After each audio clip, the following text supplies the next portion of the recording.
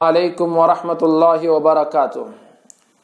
بسم اللہ والصلاة والسلام علی رسول اللہ، اما بعد۔ محترم سامعین، آج جمعے کا دن ہے، لہذا جمعہ سے متعلق چند ایسے اہم امور اور نہایت آسان کام آپ کی خدمت میں پیش کرنا چاہتا ہوں، جن پر عمل کرنے والے اتنے خوش نصیب ہیں کہ اللہ تبارک و تعالی ان 6-7 آسان کام کے کرنے والوں کو جب یہ جمعہ کے لیے نکلتے ہیں، ہر قدم پر 1 سال روزہ رکھنے اور مکمل 1 سال کی 360 راتیں جاگ کر عبادت کرنے کا ثواب عطا فرماتے ہیں۔ اس زبردست فضیلت والی حدیث کو ابو داؤد، ترمذی، نسائی، ابن ماجہ وغیرہ ائمہ حدیث نے حضرت اوس بن اوس رضی اللہ تعالی عنہ سے روایت کی ہے۔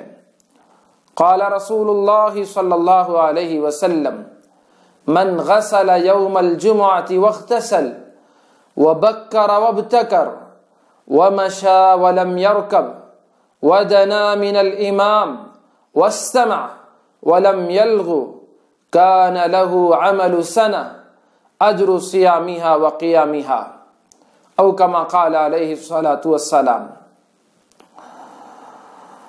جو جمعہ کے دن دھوئے، یعنی اپنے پاک صاف کپڑوں کا پاک صافی کا انتظام کرے، واغتسل اور غسل کرے، یعنی پہلا کام یہ کہ غسل کرے اور دوسرا کام یہ کہ وہ صاف ستھرے دھلے ہوئے اچھے کپڑے پہنے، وبکر وابتکر، اور جمعہ کے لیے جلدی پہنچ جائے۔ آج ہم بہت دیر کرتے ہیں جمعہ میں پہنچنے کے لیے، اسی لیے ہم پر بہت ساری مصیبتیں ہیں۔ ہم نے جمعہ کی فضیلت کو نہیں جانا، تو صبح سویرے جمعہ کو جلد جانے والا وبکرا وابتکر، یہ تیسرا کام ہے کہ جمعہ کو جلدی پہنچے۔ ومشى ولم يركب، چوتھا کام یہ کہ وہ پیدل جائے، سواری پر نہ جائے۔ ودنا من الامام، پانچواں کام یہ کہ وہ امام سے قریب ہو کر بیٹھے۔ واستمع، چھٹا کام یہ کہ وہ غور سے خطبہ سنے۔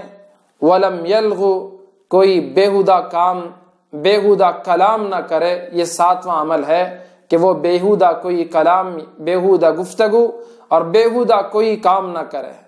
یہ مختصر سے آسان ترین کام جو جمعہ کے دن کر لیتا ہے، رسول کریم صلی اللہ علیہ وسلم نے ارشاد فرمایا: کان لہ عمل سنہ، اس کے لیے اللہ تبارک و تعالی 1 سال کی نیکیاں عطا فرماتے ہیں۔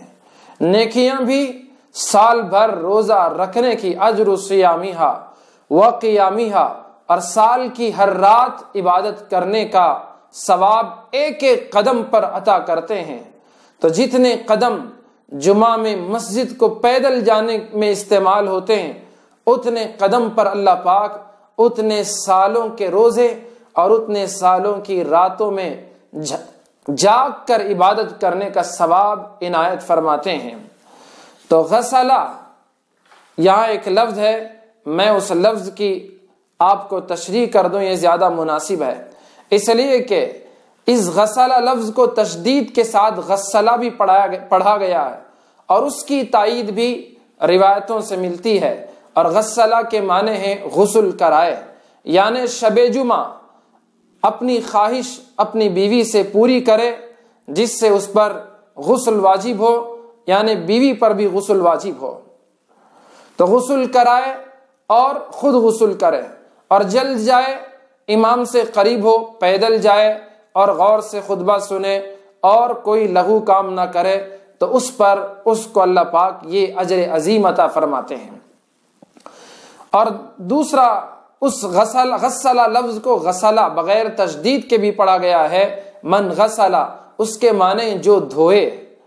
اس کی تائید بھی احادیث سے ملتی ہے، دوسری روایتوں سے ملتی ہے۔ ابو داؤد اور بہقی نے حضرت ابو ہریرہ اور ابن عباس رضی اللہ عنہما سے یہ روایت نقل کی ہے جس میں صاف ہے غسل یعنی غسل رأسہ، اپنا سر دھوئے۔ اور امام بیہقی نے اس کی وجہ بیان کی کہ سر دھونے کو جبکہ غسل میں سر بھی داخل ہے الگ سے بیان کرنے کی اور خصوصیت کے ساتھ الگ سے ذکر کرنے کی وجہ یہ ہے کہ صحابہ اور عرب کے حضرات سر میں تیل اور ختمی وغیرہ کا استعمال کرتے تھے، اس لیے حضور نے سر کا الگ سے ذکر کیا۔